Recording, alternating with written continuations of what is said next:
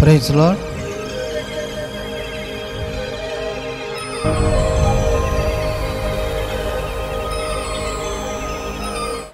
Praise lord. దేవునికి మహిమ కలుగును గాక. మీకు అందరికీ మన ప్రభు అయిన యేసుక్రీస్తు అతి శ్రేష్టమైన నామంలో ఉదయకాలంలో శుభవందనాలు తెలియజేస్తున్నాను. మరి ఈ సమయంలో పరిశుద్ధ గ్రంథముల నుండి కొన్ని మాటలు మనము ధ్యానం చేసుకుందాము. నాతో కూడా మీరు కూడా బైబిల్ ఉంటే తీయండి, ఆలకించండి దేవుని మాటలు. మరి 125వ కీర్తన మరి మొదటి వచనాన్ని చదువుకుందాము. 125వ కీర్తన మొదటి వచనాన్ని మనం చదువుకుందాం. యెహోవా యందు నమ్మకం ఉంచువారు కదలక నిత్యం నిలుసు సియోను కొండవలె ఉందురు. ప్రేమటులారా, ఇక్కడ మనం చూసినట్లయితే యెహోవా యందు నమ్మకం ఉంచువారు, ఎవరైతే దేవుని యందు నమ్మకం ఉంచుతారో, నమ్మకం కలిగి జీవిస్తారో, మరి మనం చూస్తుంటాం చాలామంది నమ్ముకున్నాము అంటుంటారు. ఏం నమ్ముకున్నాము అంటారు? అద్భుతాలు చేయాలా, ఆశ్చర్యకార్యాలు చేయాలా, వాళ్ళకి మేలు చేయాలా, అప్పుడు మేము నమ్ముకున్నాము అంటారు. నమ్ముకున్నాం. మేలు చేస్తాడు దేవుడు, గొప్ప కార్యాలు చేస్తాడు దేవుడు. చేయకుండా ఉండే దేవుడు కాదు మన దేవుడు. కాబట్టి దేవుడు చేస్తాడు. ఇక్కడ యెహోవా యందు నమ్మకం ఉంచువారు, ఎవరైతే దేవుని యందు నమ్మకం ఉంచుతారో వారు ఎట్లుంటారంట?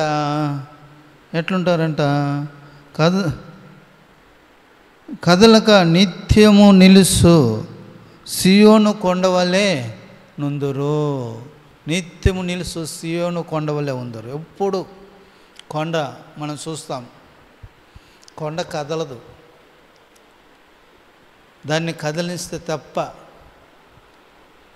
దాన్ని బుల్రదులు పెట్టి జేసీబీలు పెట్టి వాటిని తీస్తే తప్ప అయితే ఆ కొండ ఎక్కడ ఉంటుందో అక్కడే స్థిరంగా ఉంటుంది. దాన్ని ఎవరు కదిలించలేరు. అలాగే ఉంటుంది కొండ. కాబట్టి ఆ కొండ కదలదు ఎప్పుడు కూడా. ఎందుకంటే ఆ కొండకు ఏదైనా జరగనివ్వండి, ఏ సమస్య అయినా రానివ్వండి, అది కొండ కదలదు. అది ఎప్పుడు నిలిచే ఉంటుంది ఆ కొండ. అలాగనే నిన్ను ఒక కొండలాగా పోలుస్తున్నాడు దేవుడు. ఈరోజు ఒక కొండలాగా ఉండాలని దేవుడు పోలుస్తున్నాడు. ఎందుకంటే ఆ కొండ ఎలాగ నిలుస్తుందో అలాగే నువ్వు కూడా నిలుస్తుంటావు అనేసి అని అంటున్నాడు. ఎందుకంటే మరి ఇక్కడ మనం చూస్తుంటే యెహోవా యందు నమ్మకం ఉంచేవారు కదలకు నిత్యం నిలుసు సియోను కొండవలె ఉందరు. కాబట్టి ఎవరైతే యెహోవా యందు నమ్మకం ఉంచుతారో వారు నిత్యం సియోను కొండవలె ఉంటారు. నిలిసే కొండ అంటే సమస్యలు రానివ్వండి, ఇబ్బందులు రానివ్వండి, కష్టాలు రానివ్వండి, అనేకమైనవి రోగాలు రానివ్వండి, అనేక బాధలు రానివ్వండి, ఏది వచ్చినా సరే యెహోవా యందు నమ్మకం ఉంచేవారు కదలనే కదలరు. వాళ్ళు నిత్యము నిలుసు సియోను కొండ ఎలాగా స్ట్రాంగ్గా ఉంటుందో అలాగనే దేవుని యందు నమ్మకం ఉంచేవారు అలాగే కొండలాగా ఉంటారని చెప్పి మనను జ్ఞాపకం చేసుకో. అందుకే మరి ఈరోజు కొండ ఎంత స్ట్రాంగ్ అయినదో ఒకసారి మనం చూస్తున్నాం. కాబట్టి కొండలాగా నిలుచున్నాం. అందుకే దేవుని వాక్యం చెప్తుంది, ఆయన ఎద్దకు వచ్చేవారు ఆయన ఉన్నాడనియో ఆయన ఫలం దయచేవాడని నమ్మాలి.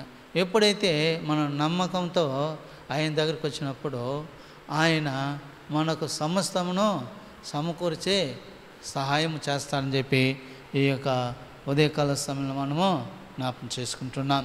కాబట్టి మరి ఎప్పుడు నిలిచే కొండలాగా నిన్ను ఉండాలని, నువ్వు కొండలాగా జీవించాలని దేవుడు నిన్ను కోరుకుంటున్నాడు. ఎందుకంటే ఎన్నో ఒడిదొడుకులు, ఎన్నో అభ్యంతరాలు, ఎన్నో ఆటుపోట్లు ఎన్నో వచ్చినప్పుడు కూడా కదలక నిత్యము నిలిచి సియోను కొండలాగా ఉండాలని దేవుడు కోరుకుంటున్నాడు. అలాగా ఉండాలని దేవుడు ఈ ఉదయకాల సమయంలో మనతో మాట్లాడుతున్నాడు. ఉందామా?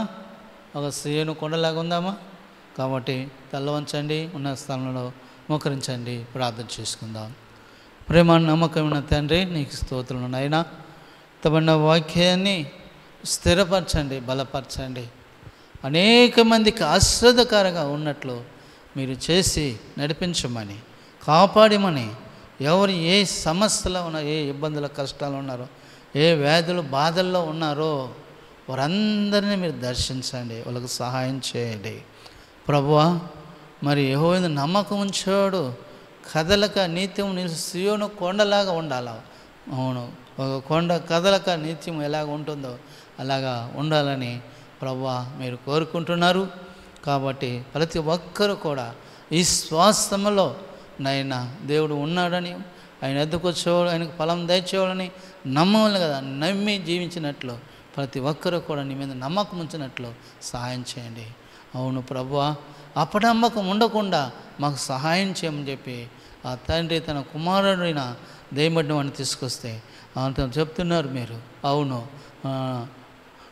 నమ్మకం ఉంచు అని చెప్పి అంటున్నారు. అవును తండ్రి, యేసయ్యా నువ్వు గొప్ప దేవుడు తండ్రి, నీకు స్తోత్రములైనా ఈరోజు ప్రతి ఒక్కరిని మీరు దర్శించి బలపరి సహాయం చేయమని యేసుక్రీస్తు నామమును బట్టి స్తుతించి ప్రార్థిస్తున్నాం తండ్రి. ఆమేన్.